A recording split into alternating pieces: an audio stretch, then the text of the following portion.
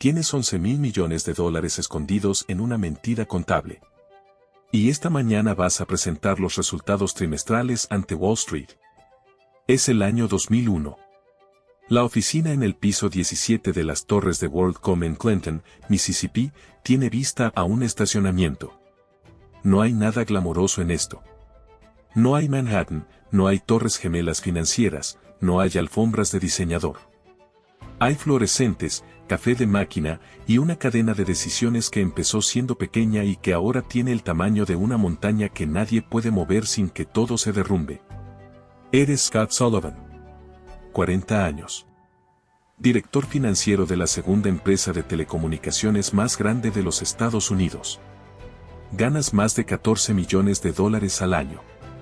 Tienes un título de la Universidad de Hofstra, una carrera construida sobre reputación de inteligencia y precisión, y en este momento sabes algo que el mercado, los reguladores, los accionistas y los 40.000 empleados de esta empresa no saben.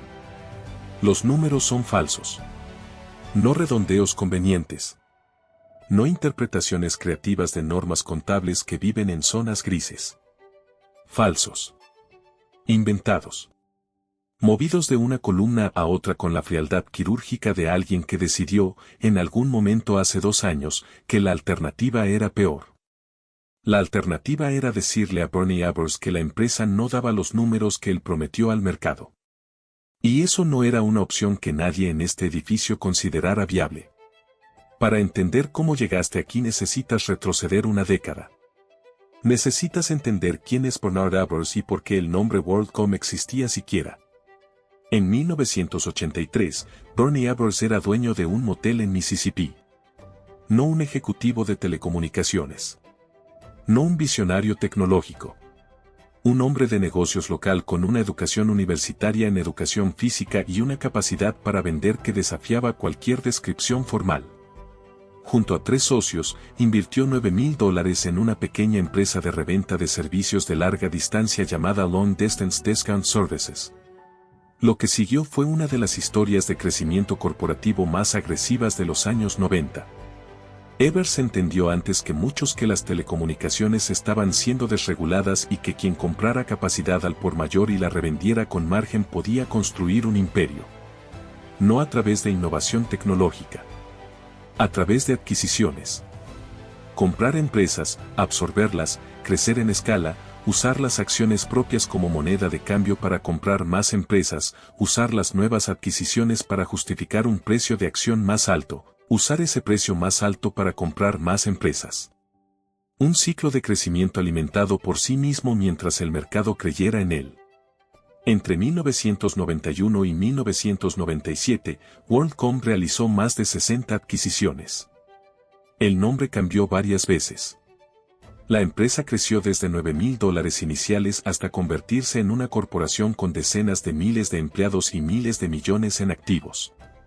En 1997, WorldCom adquirió MCI, entonces la segunda empresa de larga distancia más grande de los Estados Unidos, en una operación valorada en $37.000 millones. Era la fusión más grande en la historia corporativa estadounidense hasta ese momento. El precio de la acción de WorldCom pasó de menos de $1 en 1990 a más de $64 en junio de 1999. Bernie Ebbers era el héroe de Wall Street. El granjero de Mississippi que construyó un imperio de telecomunicaciones con visión, audacia y un apetito por el riesgo que los analistas celebraban como genialidad. Lo que nadie celebraba, porque nadie lo sabía, era que el modelo tenía un defecto estructural que se había vuelto imposible de ocultar. El negocio no generaba suficiente dinero real. Las adquisiciones creaban la apariencia de crecimiento. Cada empresa comprada sumaba ingresos al consolidado. Pero los costos reales de operar una red de telecomunicaciones de esta escala, el mantenimiento, la infraestructura, el ancho de banda arrendado a otras compañías, los empleados, eran enormes. Y cuando el mercado de telecomunicaciones empezó a enfriarse a finales de los 90, cuando la burbuja tecnológica comenzó a desinflarse, cuando las tarifas de larga distancia cayeron por la competencia y los negocios de Internet no produjeron los márgenes que todos prometían, la realidad empezó a filtrarse entre las costuras del edificio. Las acciones empezaron a bajar. Y Evers tenía un problema que nadie fuera de su círculo más íntimo conocía.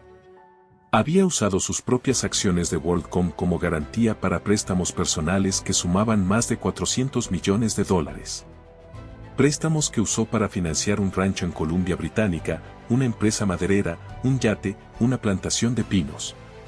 Cuando las acciones bajaban, el valor de la garantía bajaba con ellas y los bancos pedían más colateral o el pago de parte del préstamo. Evers necesitaba que las acciones subieran. O al menos que no bajaran más. Para que las acciones no bajaran, necesitaba que los resultados financieros de WorldCom siguieran siendo los que el mercado esperaba. Para que los resultados siguieran siendo los que el mercado esperaba, necesitaba que los números fueran buenos. Y los números no eran buenos. Es aquí donde entras tú de nuevo. Scott Sullivan. Director financiero. El hombre que Evers eligió para resolver el problema que la realidad había creado. El mecanismo fue técnicamente simple aunque contablemente fraudulento de manera inequívoca. WorldCom pagaba a otras empresas de telecomunicaciones para usar sus líneas y su infraestructura.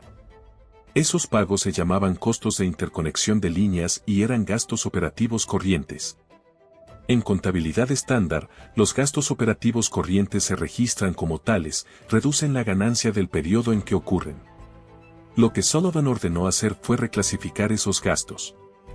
Sacarlos de la columna de gastos operativos y moverlos a la columna de gastos de capital, inversiones en infraestructura que se distribuyen contablemente a lo largo de varios años en lugar de reconocerse de golpe.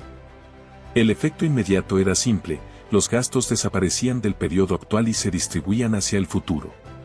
Las ganancias reportadas subían artificialmente. Los márgenes parecían más sanos. Los analistas veían los números y los comparaban favorablemente con las expectativas. Entre 1999 y 2002, la reclasificación fraudulenta sumó aproximadamente $3.800 millones en gastos movidos ilegalmente.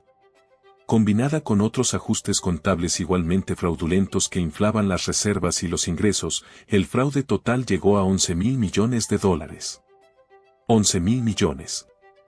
Para contextualizar esa cifra, era más de lo que muchos países en desarrollo producían en un año entero. El problema con los fraudes de esta escala no es que sean difíciles de ejecutar al principio. Es que son imposibles de sostener indefinidamente. Cada trimestre fraudulento crea un agujero más grande que el anterior porque los gastos reclasificados al futuro eventualmente llegan al futuro y hay que hacer algo con ellos. La mentira necesita ser cada vez más grande para cubrir la anterior. Y en algún punto, alguien mira los números con demasiada atención. Ese alguien fue Cynthia Cooper. Cooper era la directora de auditoría interna de WorldCom. 38 años. Graduada de la Universidad Estatal de Mississippi. Una auditora meticulosa con la reputación de hacer su trabajo con independencia inusual dentro de una corporación donde la cultura era de lealtad casi incondicional a Evers. En marzo de 2002, Cooper recibió información de un colega que algo no cuadraba en ciertos registros contables del Departamento de Operaciones Inalámbricas. Comenzó a revisar. Lo que encontró no tenía explicación razonable dentro de las normas contables estándar. Continuó revisando. En silencio. Sin informar a Sullivan, que era su superior jerárquico en este asunto. Trabajando de noche para que nadie en la empresa supiera lo que estaba haciendo. Guardando copias de los registros en discos fuera de las instalaciones. En junio de 2002, Cooper presentó sus hallazgos directamente al Comité de Auditoría del Consejo Directivo, saltándose la cadena de mando interna por completo. El 3 de julio de 2002, WorldCom anunció al mercado que había descubierto irregularidades contables por aproximadamente $3.800 millones y que estaba investigando si había más. Lo que siguió fue uno de los colapsos corporativos más rápidos de la historia financiera moderna. En 21 días, desde el anuncio hasta la declaración de quiebra, WorldCom pasó de ser la segunda empresa de telecomunicaciones más grande de los Estados Unidos a ser el mayor caso de bancarrota en la historia del país hasta ese momento, superando incluso la quiebra de Enron ocurrida apenas 8 meses antes. El precio de la acción, que había llegado a $64 en 1999, cerró en 9 centavos el día de la declaración de quiebra. 41.000 empleados perdieron su trabajo. Los fondos de pensión de miles de trabajadores que habían invertido sus ahorros en acciones de la empresa, confiando en la solidez que los números fraudulentos prometían, quedaron prácticamente sin valor. Los accionistas perdieron en conjunto más de 180.000 millones de dólares en valor de mercado. 180.000 millones. El daño no fue solo financiero. El escándalo de WorldCom, sumado al de Enron y a otros fraudes corporativos que salieron a la luz en el mismo periodo, generó una crisis de confianza en los mercados financieros que aceleró directamente la aprobación de la Ley Sarbanes-Oxley en julio de 2002, la reforma más profunda de la regulación contable y de gobierno corporativo en los Estados Unidos desde la Gran Depresión. La ley estableció responsabilidad penal personal para los directores ejecutivos y financieros que certificaran estados contables falsos. Creó reglas estrictas sobre la independencia de los auditores externos. Exigió la creación de comités de auditoría realmente independientes dentro de los consejos directivos. Cambió fundamentalmente la manera en que las corporaciones cotizadas deben documentar y certificar su información financiera. Todo porque dos personas tomaron decisiones opuestas. Una decidió que sostener una mentira era más tolerable que enfrentar la verdad.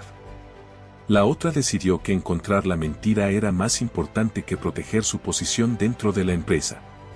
Sullivan se declaró culpable de fraude en 2004 y cooperó con la fiscalía como testigo en el juicio contra Evers.